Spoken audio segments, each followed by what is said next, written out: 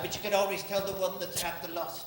At himself and interfering with himself. What is he, boys? At himself, sir. And? Interfering with himself, sir. Then come the pimples.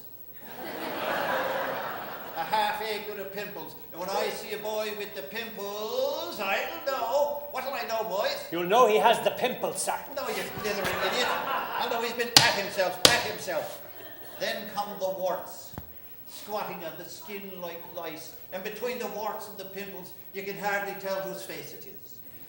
But we won't dwell on that. For as Shakespeare says, that way madness lies. Sure, half the people above in the lunatic asylum are there because of the lust.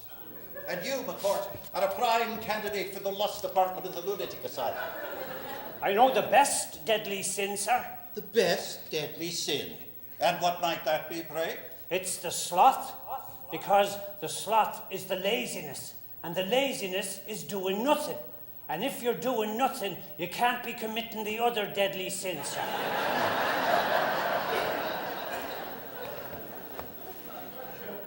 A theologian.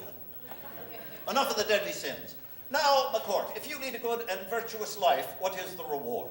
The reward for leading a good and virtuous life is that you're admitted to heaven, to stand before the throne of God, to gaze on his divine countenance for eternity in awe, wonder, and reverence, sir.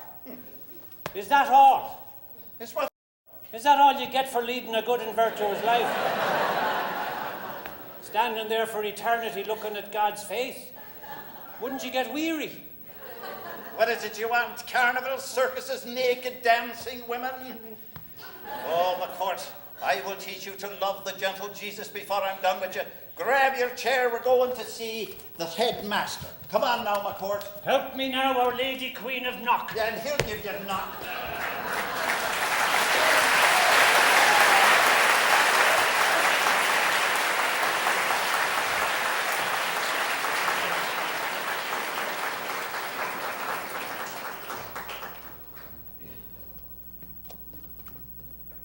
We are two lovely lassies from Limerick, Limerick, Limerick. We're two lovely lassies from Limerick, and I am the best of them all.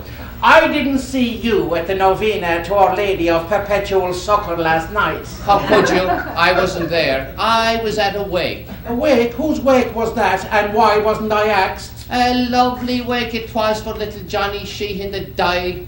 And that Mikey Sherlock come in, langers drunk, started singing without an invitation, dancing like a whirling dervish without a partner. Then next thing he had a heart attack and he dropped down dead. He ruined the whole wake. Another wake, and you know who else who died? Who? Little Bobby Shilling above there in Garryowen. What did he die of? That was nothing serious. Thank God for that. I have shoes on me feet. I have tea in me belly. I have a few pounds in me pocket. I have, at 66, a future. I didn't have one then, although... And not a bad present. Like a prodigal son, McCourt was welcomed back to Limerick with a reception in the mayor's office. Mayor, this is one of the high moments of my life. I think the same thing applies to my brothers and my wife, and thank you very much. Thank you indeed. That night, hundreds of townspeople lined up outside a bookstore to greet the city's newest celebrity. I don't think this is generally done at these gatherings. I'll read the dedication. This book is dedicated to my brothers, Malachi, Michael, I'm getting emotional. Malachi, Michael, and Alphonsus. I learn from you, I admire you, and I love you. I can remember how proud I used to be when Dad or Mother would buy new shoes for me. That's a feeling you've all had, how new shoes would make you glad, but the best thing you recall was when you had no shoes at all. Oh, barefoot days when we were just a couple of kids, bo-de-o-de-o-do. Barefoot days, oh boy, the things we did. we'd go down to a shady old nook, and with a bent pin for a hook, we'd fish all night, but the darned old fish refused to bite. Then we'd slide down some old cellar door, bo-de-o-de-o-do. Slide and slide till our pants got tore. Then we'd have to go home, stay in our beds till Mama got busy with the needle and thread. Oh boy, what joy we had in barefoot days. Oh-de-o-de-o-do.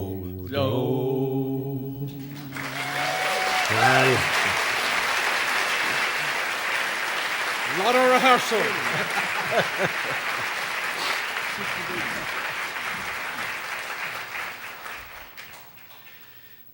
Good evening, everyone. I'm Alfie McCourt, and to my left is my brother Michael and my brother Malachi. We'll be